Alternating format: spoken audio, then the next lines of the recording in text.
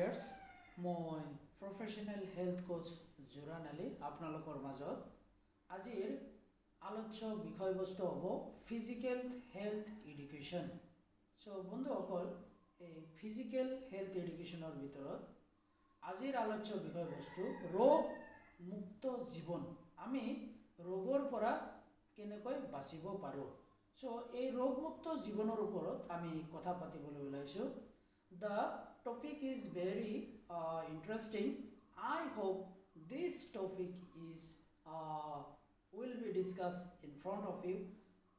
আপোনালোকৰ সন্মুখত আজিৰ যিটো টপিক মই বাছি লৈছোঁ, ফিজিকেল হেল্থ এডুকেশ্যন, ৰোগ মুক্ত জীৱন। আমি ৰোগৰ পৰা কেনেকৈ মুক্তি পাম, নাইবা আমি ৰোগমুক্ত জীৱন কেনেকৈ যাপন কৰিব পাৰোঁ। Health is wealth. ইয়াতে এটা মই লাইন আপোনালোকৰ সন্মুখত ৰাখি দিছোঁ। হেল্থ ইজ ৱেল্থ, এইটো জানে স্বাস্থ্যই পৰম ধন, অসমীয়াত কোৱা হয়। He who has health has hope, and he who has hope has everything. যাৰ ভাল স্বাস্থ্য আছে তাৰ আশা আছে, আৰু যাৰ আশা আছে তাৰ সকলো বস্তুৱেই আছে। বন্ধুসকল, this line is most important for us and hope that this will encourage you, আৰু এই লাইনৰ পৰা আমি বহুত কথা শিকিব পাৰিম। বন্ধুসকল, আমি কেনেকৈ ৰোগমুক্ত জীৱন যাপন কৰিব পাৰিম। Prevention is better than কিউৰ।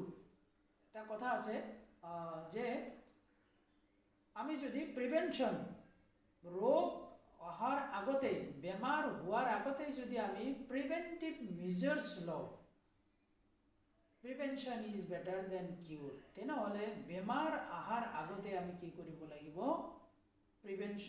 Preventive measures ল'ব লাগিব। এটা আছে যে কিউৰ, আৰু এটা আছে কেয়াৰ। আমি কিউৰত কাম কৰোঁ নে কেয়াৰত কাম কৰোঁ। বন্ধুসকল, আজিৰ আলোচ্য বিষয়বস্তু মষ্ট ইণ্টাৰেষ্টিং হ'বলৈ গৈ আছে।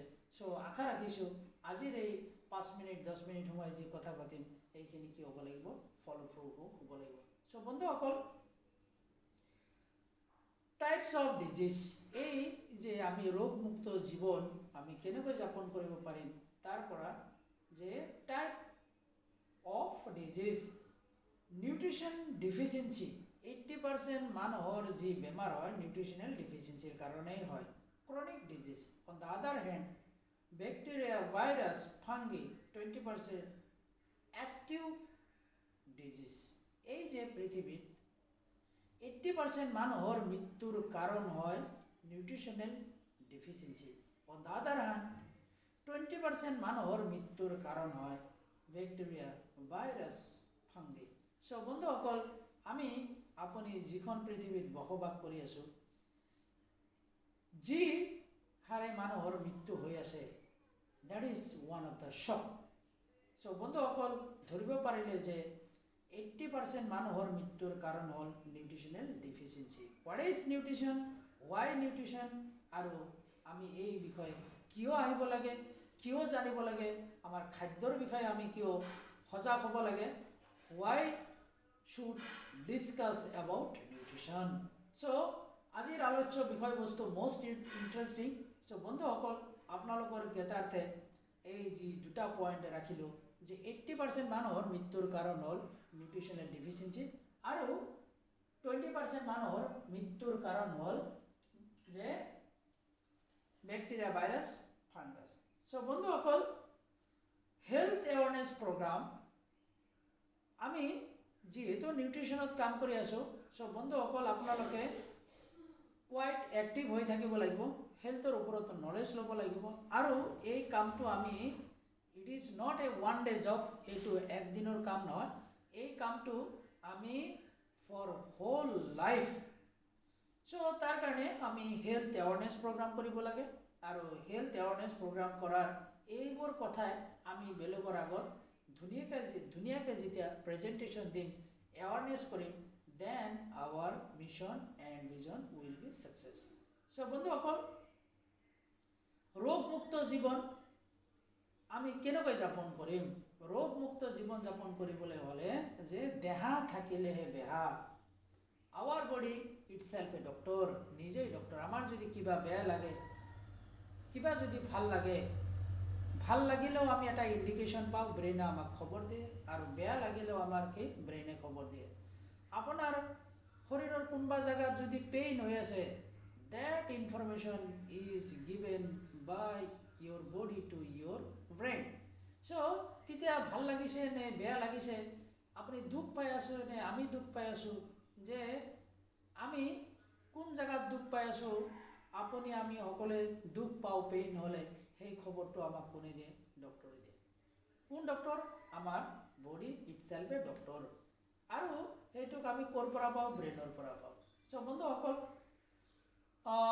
সেল্ফ ডক্টৰ, আমি যেতিয়া নিজেই পুষ্টিৰ বিষয়ে সজাগতা হ'ম, আমি কোন খাদ্য খালে তাৰ পৰা আমি কিমান কেৰি কৰিব পাৰোঁ, কোন বস্তুৰ ভিতৰত কি বস্তু লুকাই আছে, কি প্ৰটিন, মিনাৰেলছ, ভিটামিন, এই বস্তু জনাৰ কাৰণে হ'ল নিউট্ৰিশ্যনেল নলেজ।